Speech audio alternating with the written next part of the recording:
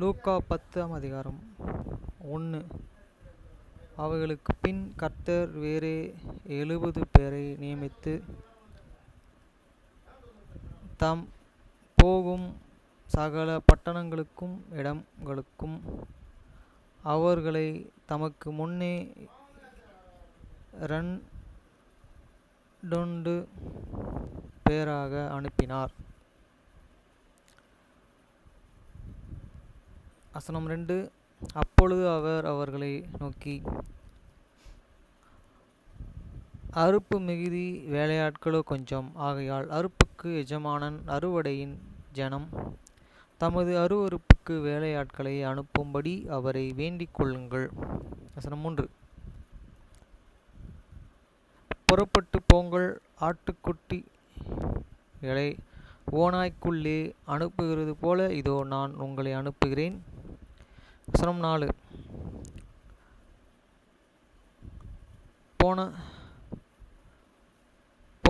பணப்பையையும் சமான் பையையும் பாதரட்சைகளையும் கொண்டு போக வேண்டாம். வழியிலே ஒருவரையும் வினாவும் வேண்டாம். வசனம் 5. ஒரு வீட்டிலே பிரவேசிக்கிற பொழுது அந்த வீட்டிற்குள் சமாதானம் உண்டாவதாக என்று முதலாவது சொல்லுங்கள். வசனம் 6. சமாதானம் பாத்திரன் அங்கே இருந்தால் நீங்கள் கூறுகிற சமாதானம் அவரிடத்தில் தங்கும். இல்லாதிருந்தால் அது உங்களிடத்திற்கு திரும்பி வரும். வசனம் 7. அந்த வீட்டில் தானே நீங்கள் தங்கியிருந்த அவர்கள் கொடுக்கிறவைகளையே புசித்து குடியுங்கள். வேலையாள் தன் கூலிக்கு பாத்திரனாயிருக்கிறான். வீட்டுக்கு வீடு போகாதிருங்கள். வசனம் 8. ஒரு பட்டணத்தில் நீங்கள் பிரவேசிக்கிற பொழுது ஜனங்கள் உங்களை ஏற்றுக்கொண்டால் அவர்களை உங்கள் முன் வைக்கிறவைகளை நீங்கள் புசித்து.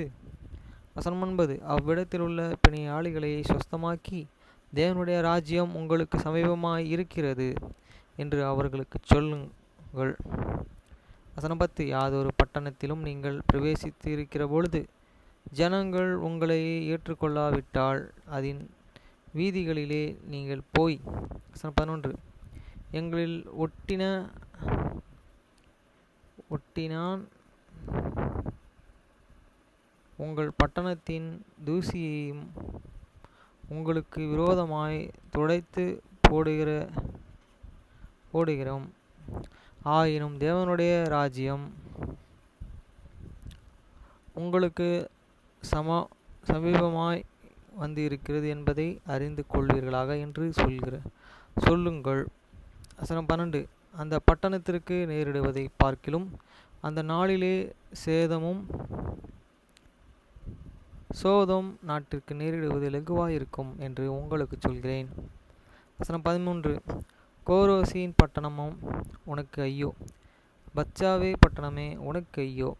உங்களில் செய்யப்பட்டது பலத்த செய்கைகளின் தீர்விலும் சீதேனிலும் செய்யப்பட்டு இருந்தனாலும் அப்பொழுதே ரெட்டுடுத்தி சாம்பலிலே உட்கார்ந்து மனம் திரும்பியிருப்பார்கள்.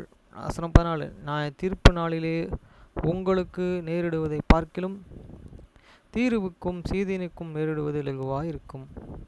வசனம் 15. வானபரியந்தம் உயர்த்தப்பட்ட கப்பர்நாகுமே, நீ பாதாள பரியந்தமும் தாழ்த்தப்படுவாய் என்று சொல்லி. வசனம் 16. சீஷரை நோக்கி, உங்களுக்கு செவி கொடுக்கிறவன் எனக்கு செவி கொடுக்கிறான், உங்களை அசட்டை பண்ணுகிறவன் என்னை அசட்டை பண்ணுகிறான், என்னை அசட்டை பண்ணுகிறவன் என்னை அனுப்பினவரையும் அசட்டை பண்ணுகிறான் என்றார். வசனம் 14. பின்பு அந்த 70 பேரும் சந்தோஷத்துடனே திரும்பி வந்து, ஆண்டவரே, உம்முடைய நாமத்தினாலே பிசாசுகளுக்கு எங்களுக்கும் கீழ்ப்படுகிறது என்றான். வசனம் 18. அவர்கள் அவரை நோக்கி, சாத்தான் மின்னலை போல வானத்திலிருந்து விழுகிறதைக் கண்டான்.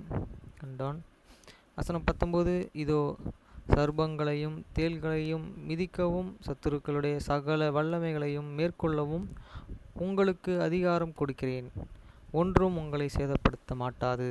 வசனம் 19. இதோ சர்ப்பங்களையும் தேள்களையும் மிதிக்கவும் சத்துருவனுடைய சகல வல்லமையையும் மேற்கொள்ளவும் உங்களுக்கு அதிகாரம் கொடுக்கிறேன், ஒன்றும் உங்களை சேதப்படுத்த மாட்டாது. வசனம் 20. ஆகிலும் ஆவிகள் உங்களுக்கு கீழ்ப்படுகிறதும் ஆக நீங்கள் சந்தோஷப்படாமல் உங்கள் நாமங்கள் பரலோகத்தில் எழுதியிருக்கிறதாக சந்தோஷப்படுங்கள் என்றார். வசனம் 20. ஆகிலும் ஆவிகள் உங்களுக்கு கீழ்ப்படுகிறதாக நீங்கள் சந்தோஷப்படாமல் உங்கள் நாமங்கள் பரலோகத்தில் எழுதப்பட்டு இருக்கிறதை ஆக சந்தோஷப்படுங்கள் என்றார். வசனம் 20. அந்த வேளையில் இயேசு ஆவியிலே களி கூர்ந்து, பிதாவே, வானத்திற்கும் பூமிக்கும் ஆண்டவர், இவைகளை நீர் ஞானிகளுக்கும் கல்விமான்களுக்கும் மறைத்து பாலகருக்கும் வெளிப்படுத்தினபடியால் உம்முடைய ஸ்தோத்திரிக்கிறேன். ஆம் பிதாவே, இப்படியே செய்வது உம்முடைய திருவுளத்துக்கு பிரியமாயிருந்தது. வசனம் 22. சகலமும் என் பிதாவினால் எனக்கு ஒப்பு கொடுக்கப்பட்டு இருக்கிறது.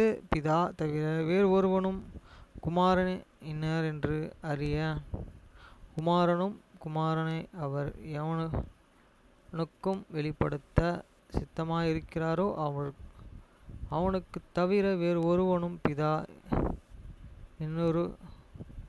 இன்னார் என்று அறியான் என்றார். வசனம் 23. பின்பு தமது சீஷரிடத்திலே திரும்பி தனித்து அவர்களை நோக்கி, நீங்கள் காண்கிறவைகளையும் காணும் கண்கள் பாக்கியம் உள்ளவைகள். வசனம் 24. அநேக தீர்க்கதரிசிகளும் ராஜ்யங்களுக்கும் நீங்கள் காண்கிறவைகளை காணவும் நீங்கள் கேட்கிறவைகளை கேட்கவும் விரும்பியும் காணாமலும் கேளாமலும் போனார்கள் என்று உங்களுக்கு சொல்கிறேன் என்றார். வசனம் 25. அப்பொழுது நியாயாஸ்திரி ஒருவன் எழுந்து அவனை சேரும்படி, போதகரே, நித்திய ஜீவனை சுதந்திரித்துக் கொள்ளும்படிக்கு நான் என்ன செய்ய வேண்டும் என்று கேட்டான்.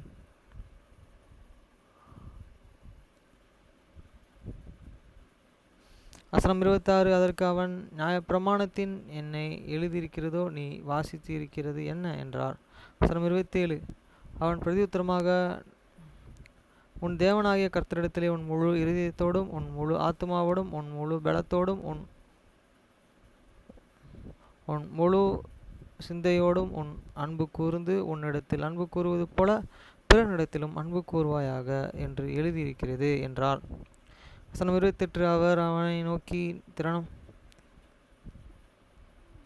தாதீனமாய் உத்தரவு சொன்னாய், அப்படியாக அப்பொழுது பிழைப்பாய் என்றார். வசனம் 29. அவன் தன்னை நீதிமான் என்று காண்பிக்க மானதாய் இயேசுவை நோக்கி, எனக்கு பிரான் யார் என்று கேட்டான். வசனம் 30. இயேசு பிரதியுத்தரமாக, ஒரு மனுஷன் எருசலேமில் இருந்து கொரியோவுக்கும் போகையில் கள்ளர்கள் கைகளிலே அகப்பட்டான். அவர்கள் அவன் வஸ்திரங்களையும் உரித்து கொண்டு அவனை காயப்படுத்தி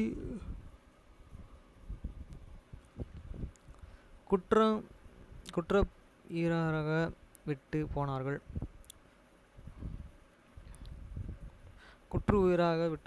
வசனம் 31. அப்பொழுது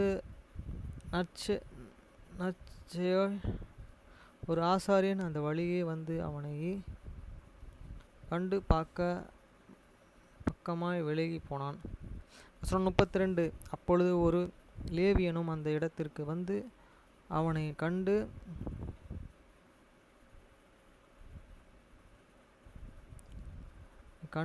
பக்கமாய் விலகி போனான். வசனம் 33. பின்பு சமாரியா ஒருவன் பிரயாணம் வருகையில் அவனை கண்டு மனதுருகி. வசனம் 34. கிட்டே வந்து அவனுடைய காயங்களில் எண்ணெயும்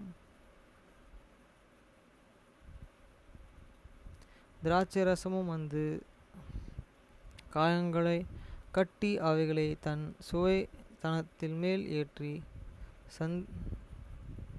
சந்திரத்தைக்கும் கொண்டு போய் அவனை பாரம்பரியன் 35 மறுநாளிலே தன் புறப்பட்ட பொழுது 2 பணத்தையும் எடுத்து சத்திரத்தான் கையிலே கொடுத்து, நீ இவனை விசாரித்துக்கொள், அதின் அதிகமாய் ஏதாகிலும்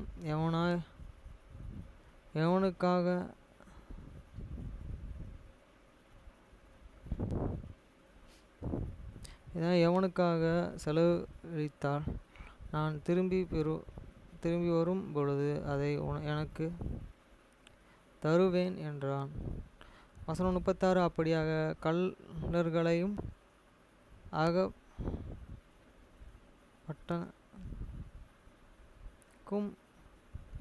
இந்த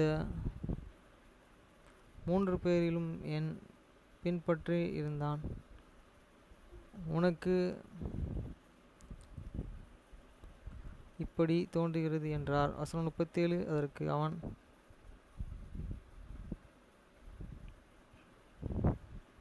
36. அப்பொழுது கள்ளர்களால் அகப்பட்டவனுக்கு அந்த 3 பேரில்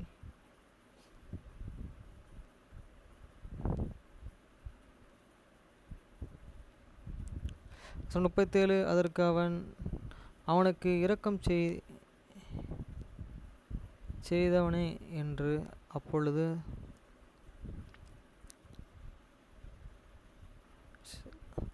இயேசு அவனை நோக்கி, நீயும் போய் அந்தபடியே செய் என்றார். வசனம் 38. பின்பு அவர்கள் பிரயாணமாய் போகையில் அவர்கள்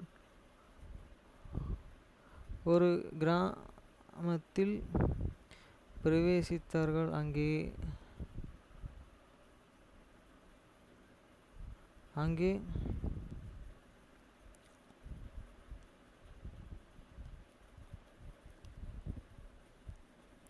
வசனம் 38. பின்பு அவர் பிரயாணமாய் போகையில் அவர்கள் ஒரு கிராமத்திலும் பிரவேசித்தார்கள். அங்கே மார்த்தாள் என்னும் பெயர் கொண்ட ஒரு ஸ்திரீ அவனை தன் வீட்டிலே ஏற்றுக்கொண்டாள். வசனம் 39. அவர்கள் மரியாள் என்னப்பட்ட ஒரு ஸ்திரீ இருந்தாள். அவள் இயேசுவின்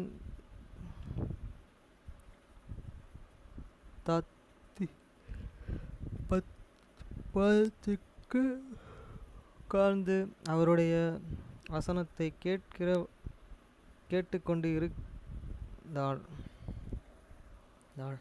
வசனம் 40. மார்த்தாளே பற்பல வேலைகளை செய்தாள், மிகவும்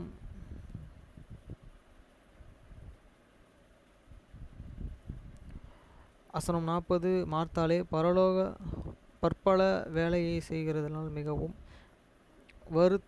வருத்தமடைந்த அவரிடத்திலே வந்து, ஆண்டவரே, நான்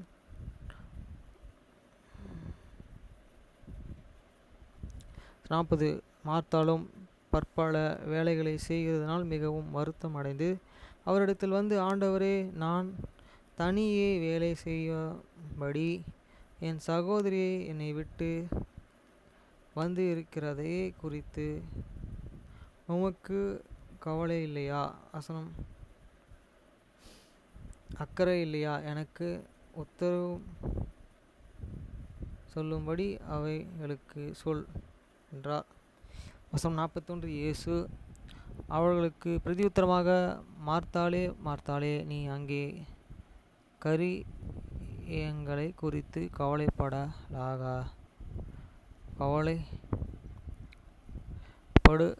கவலையாகிறாயா?